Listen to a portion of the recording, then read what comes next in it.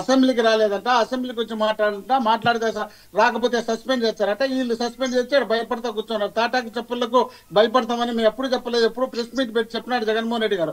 చేయండి, మీ చేత ఏం చేసుకోకపోండి అని చెప్పినాడు. చంద్రబాబు నాయుడు ఎన్ని రోజులు అసెంబ్లీకి వచ్చినాడు, ఆ లెక్కను కూడా తీయండి ఒకసారి అన్నాడు. మరి అవన్నీ గుర్తురావా? అవన్నీ గుర్తురాకుండా ఇదొకటి మాత్రమే గుర్తుకొస్తుందా? ఒకటి. రెండోది, కృష్ణాంజనేయులు గారు చెప్తున్నారు, రాజశేఖర రెడ్డి గారు ముఖ్యమంత్రిగా ఉన్నప్పుడు రాష్ట్రాన్ని దోపిడీ చేసినారు, దొంగతనాలు జరిగినాయి.